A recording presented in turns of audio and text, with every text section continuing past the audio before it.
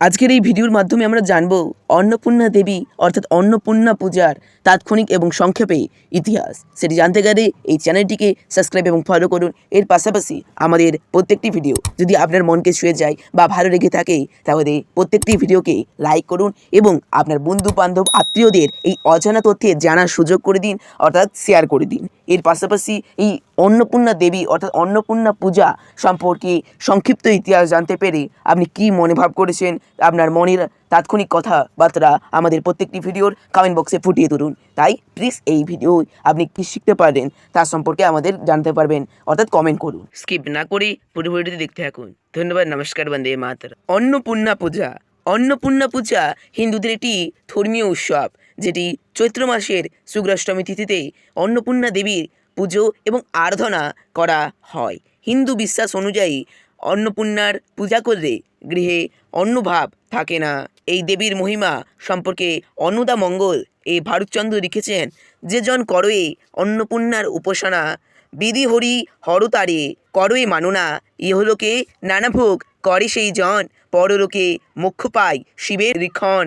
কৃষ্ণানন্দ রচিত তন্ত্রসার গ্রন্থে এই পূজার বিস্তারিত বর্ণনা পাওয়া যায়। কাশীতে বারাণসী উত্তরপ্রদেশ দেবী অন্নপূর্ণার একটি বিখ্যাত মন্দির আছে। এই মন্দিরে অন্নপূর্ণা ও অন্নকূট উৎসব প্রসিদ্ধ। পশ্চিমবঙ্গে অন্নপূর্ণা পূজার বিশেষ প্রচলন রয়েছে এবং পশ্চিমবাংলায় বাসন্তী পূজা, অন্নপূর্ণা পূজা এবং রামনবমীর এই 3 উৎসব একসঙ্গে পালিত হয়। ইতিহাস। বিবাহের পর কৈলাস শিখরে শিব ও পার্বতী বেশ সুখেই দাম্পত্য জীবন কাটাচ্ছিলেন। শিব ছিলেন দরিদ্র। আর্থিক অনটনের জোরে বেশ কিছুদিন পরই শুরু হয় দাম্পত্য কলহ। দারিদ্র্যের কারণে পার্বতীর তিরস্কারের ঘর ছেড়ে ভিক্ষাবৃত্তি গ্রহণ করেন শিব, কিন্তু কোথাও ভিক্ষে পেলেন না।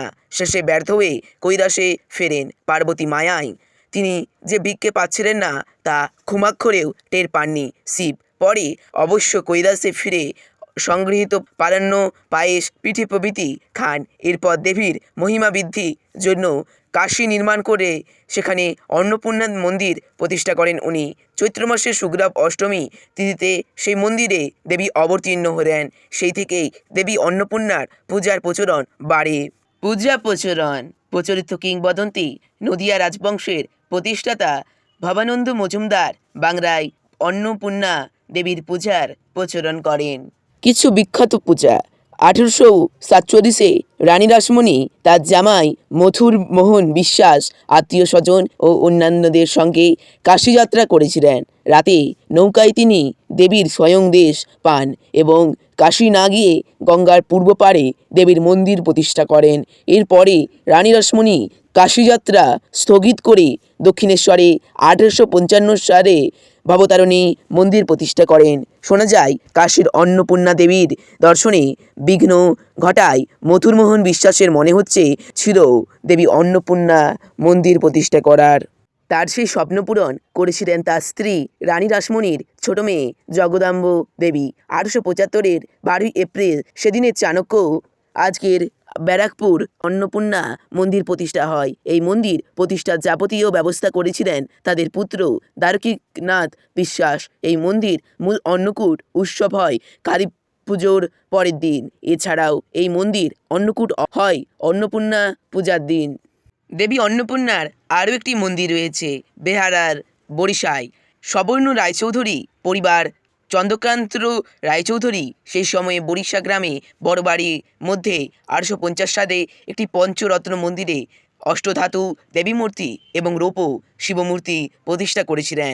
শোনা যায় চন্দ্রকাম্ভের কোনো পুত্র সন্তান না থাকায় তার 2 স্ত্রী প্রতিজ্ঞা করেছিলেন স্বামীর মৃত্যুর পর তারা কাশীবাসী হবেন। তারা যাতে কাশী না যান সেজন্যই চন্দ্রকান্ত তাদের কাশী যাওয়ার আটকাতে বাড়িতেই দেবী মন্দির নির্মাণ করেন।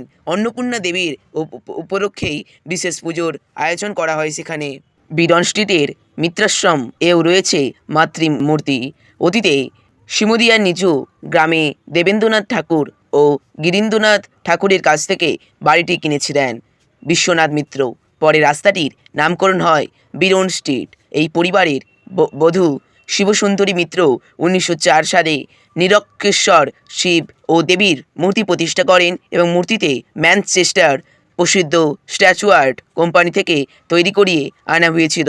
বলরাম দে স্ট্রিটের খান পরিবারেও অন্নপূর্ণা পূজা হয়। পুজো শুরু করেছিলেন বৈদ্যনাথ খান। অন্নপূর্ণা পূজায় বাংলায় অন্নকূট। রানী রসমণির কনিষ্ঠা কন্যা জগদম্বা 875 খ্রিস্টাব্দে ব্যারাকপুরে দক্ষিণেশ্বর মন্দিরের আদরে অন্নপূর্ণা মন্দির প্রতিষ্ঠা করেন। এই মন্দির বিরাজমান অষ্টধাতুর অন্নপূর্ণা ও মহাদেব। এই মন্দিরে অন্নপূর্ণা পূজার দিন হয় অন্নকূট মহোৎসব। উত্তর কলকাতার শ্যামপুকুর বলরাম ঘোষ স্ট্রিটের ভট্টাচার্যের বাড়িতেও দেবী অন্নপূর্ণার অন্নকূট মহাসমারোহে উদযাপিত হয়। Please like and subscribe.